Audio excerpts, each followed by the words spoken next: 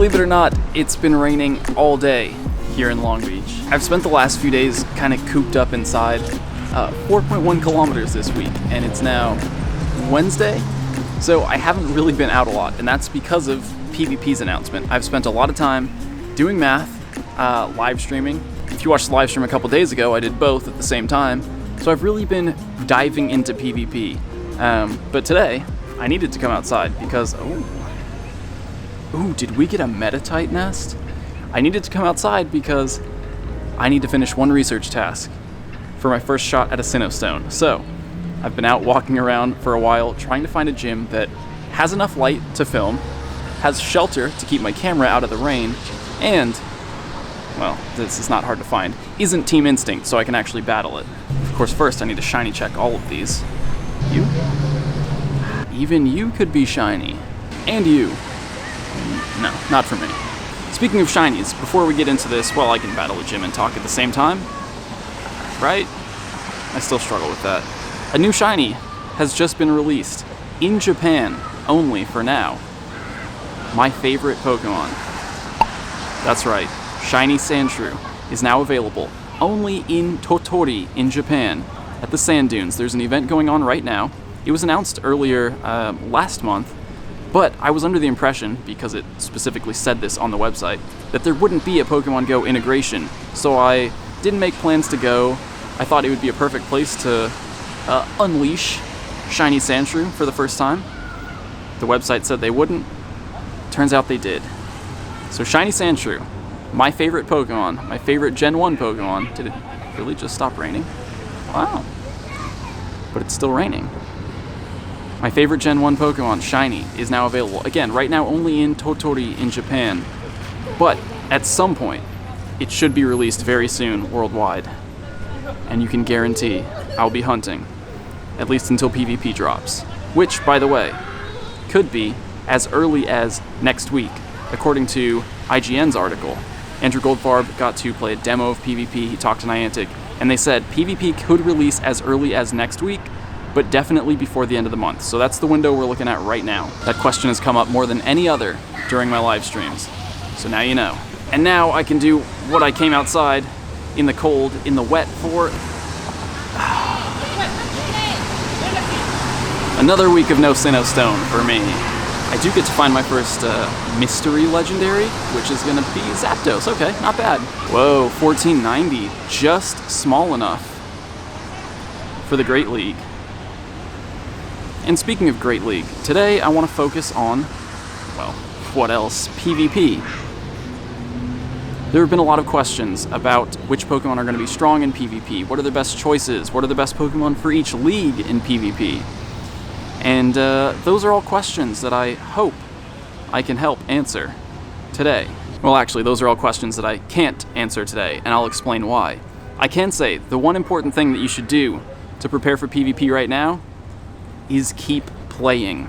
PvP is going to have a lot of new costs associated with it. You're going to need Stardust and Candy to unlock additional charge moves for Pokemon that you want to use in PvP. So there's a Stardust cost, there's a Candy cost. You're probably going to need to power some Pokemon up if you want to get them close to 2500 or 1500 CP, or if you want to max them out for Master League.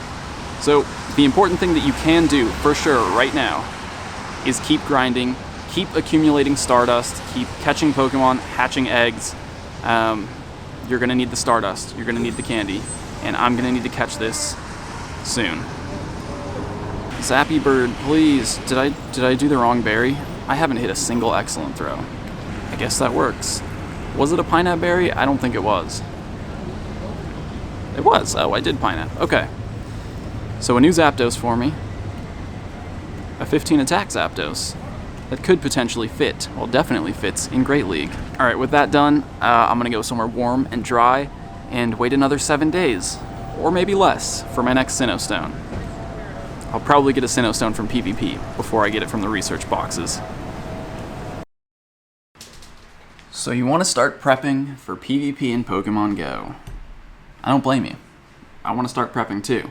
The number one question that's being asked is, what are the best Pokemon for PvP in Pokemon Go? And that is not a question that can be answered right now. Let me explain why. It's easy to look at the gym system or the raid system and decide which Pokemon are the best to use against certain Pokemon. We can definitely do that for PvP eventually as well, but the reason that we can't definitively say which Pokemon are going to be the best for PvP is because you don't always know what you're going up against. You can look at statistics, you can do math, you can do calculations, you can rank Pokemon by DPS, you can rank Pokemon by total damage output. But if I were to say Rayquaza, Mewtwo, and Salamence are the best 3 Pokemon for PvP, if someone comes into a battle with perfect counters for Mewtwo, Rayquaza, and Salamence, well then your team is just going to get steamrolled, and those aren't actually the best Pokemon. A lot of PvP is going to be matchup dependent. It's going to depend on your ability to choose a wide range of Pokemon, Pokemon with a lot of type coverage, Pokemon with minimal weaknesses, and your ability to outsmart your opponent and make better choices than your opponent is what's really going to make the difference. You can have the best Pokemon, but if someone has counters to the best Pokemon, well then they're not the best Pokemon for that battle. So once PvP releases, a metagame will develop. We'll start to see which Pokemon people gravitate towards, which Pokemon have the least amount of counters, which Pokemon win the highest amount of matchups. And at that point, we'll be able to make tier lists and say which Pokemon are better than others, but there will never be a definitively best Pokemon in PvP. Now, another reason that I wouldn't start looking at DPS or TDO just yet is because we don't know if things are going to change before PvP releases. If we watch some of the video footage that's been released of PvP, it doesn't conform to what we know about the battle system currently. Energy charges differently, so taking damage doesn't charge your energy like it does in the current battle system. Some moves look like they charge at different rates than we're used to, so we could see a rebalance, a rework of moves, of the damage that moves deal, of the energy required to use certain charge moves. That could all change before PvP, and in fact, I kind of expect it to. Along with that, we could see expansion or changing of move pools for Pokemon. Certain Pokemon, or all Pokemon, could get new moves added to their move pools. So right now, based on what we know about Pokemon Go right now, it's impossible to pick out which Pokemon are going to be the best in PvP. It's impossible to pick out which Pokemon are going to be top tier. We can make some pretty good guesses. The Pokemon with the highest stat totals right now will probably be decent, provided they don't get absolutely nerfed by getting terrible moves, and that's unlikely to happen. I think Niantic has put a lot of thought into PvP. We see that with the CP rebalance that preceded it, so they're definitely taking this seriously and thinking about this on a more competitive level, trying to include more Pokemon. So I don't think we're going to see any Pokemon with really terrible moves. I think, hopefully, moves will get rebalanced so that more moves are usable, and there aren't just any garbage moves that no one ever touches. So now that you know what we can't do to prepare for PvP right now, let's talk about what you actually can do. There are a few things you can do, small things. The most important would be do not spend any Stardust, do not spend, you can use candies a little bit, but don't spend Stardust, don't spend candies, don't use your TMs yet. Don't spend because we don't know what's worth the resources yet. Wait until PvP is actually out, wait until we see how the battle system works, if moves are being reworked, and then you can start spending Stardust. If you spend it now, you might waste it because it might be on a Pokemon that's not worth spending on. Another small thing that can be done right now is prioritizing the right people or the right friends to open gifts from. Once PvP releases, you'll be able to battle Ultra and Best Friends remotely, and that will count towards increasing your friendship.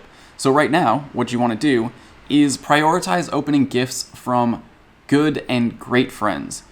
Don't open gifts from Ultra Friends right now. You're already Ultra Friends, and as soon as PvP releases, you'll be able to battle each other. I know it's not going to work out for every friend every day, but you'll have a new option to increase friendship remotely with Ultra Friends. So try to get as many friends close to Ultra Friends. Try to get as many friends close to Ultra Friends as you can, because you'll have a new way to increase your friendship with them once PvP's out. And also once PvP's out, continue opening gifts from great friends to get them to Ultra Friends.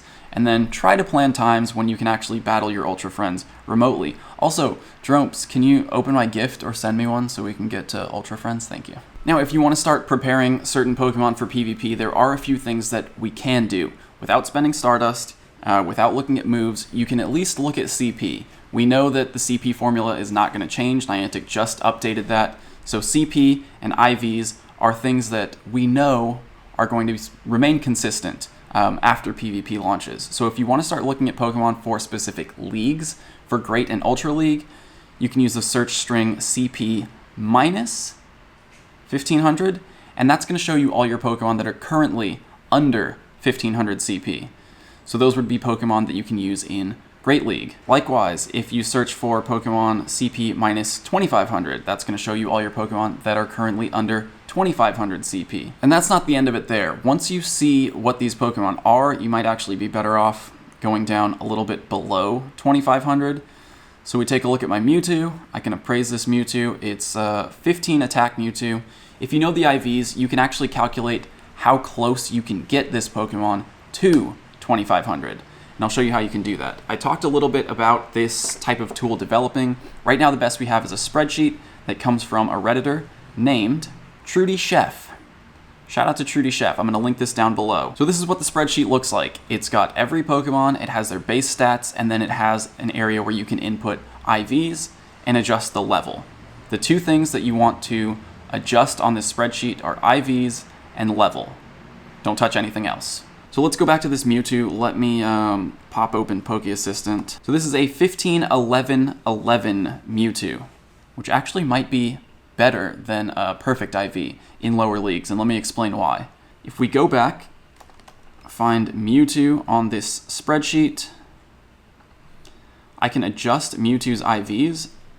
Let me make sure I have them in the right order. Attack, defense, stamina. Also, if you want to do this, just highlight the first two and freeze 2 rows, and that'll keep them at the top so you don't have to scroll back up to reference this. Mewtwo, right here. I have a 15 attack, 11 defense, 11 stamina Mewtwo, currently at level 20. 2342 CP. You see it calculated right there. Now, if you go over here and you take a look, it says that its max level for Ultra League is 21. So if I were to power this Mewtwo up to level 21, its CP would be 2459, which actually isn't that efficient. If I hit 21 and a half, it goes over 2500. So maybe this isn't the best Mewtwo, but the next column here, you're going to see its actual stats. These are its actual stats at that level. A 15 attack, 11 defense, 11 stamina Mewtwo at level 21, 2459 CP, has 192 attack. Now, if you were to trade a Mewtwo, you could potentially get lower IVs. So, as an example, the most extreme example, 15-0-0 Mewtwo. 22.5, according to the column over here, is its max level. 2495, so much more efficient. And that comes out to a 199 attack Mewtwo. By having lower defense and stamina IVs, you can power it up slightly higher in level, and that'll actually give it a higher attack value than other combinations of IVs. If we go back to my old Mewtwo, it's 192 attack versus 199.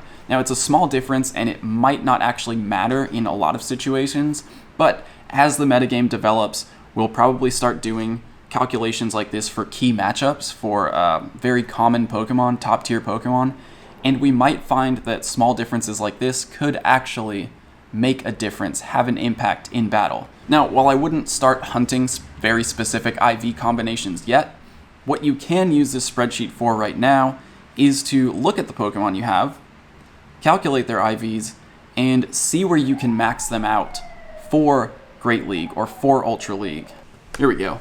Here's a Heracross, 2394, 7 attack, 9 defense, 6 stamina. Toss it back in here, 7 attack, got it wrong, 7, 9, 6.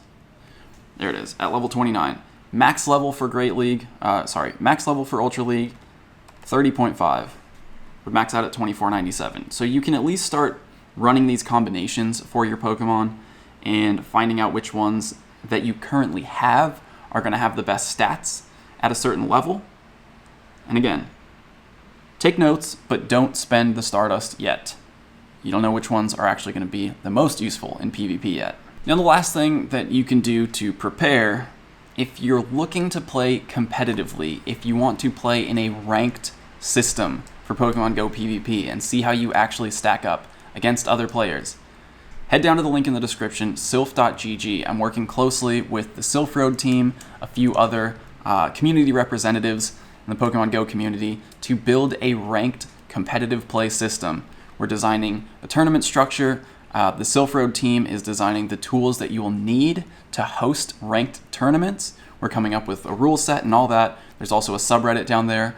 The Sylph Arena is the name of the subreddit. So if you're looking to get into competitive play for Pokemon Go, all those resources are down in the description, and you can start getting prepared, at least by having the conversations with us and talking a little bit more in depth about how competitive play is going to work in Pokemon Go. So hopefully that answers most of your questions. If you have more questions, as always, feel free to ask down in the comments, and I will try my best to respond. PvP is coming. There's not a whole lot you can do to prepare right now. You can start doing math if you're really into the nerdy stuff like I am. You can start doing math, but don't start spending just yet. We don't know what the best Pokemon are. See you soon.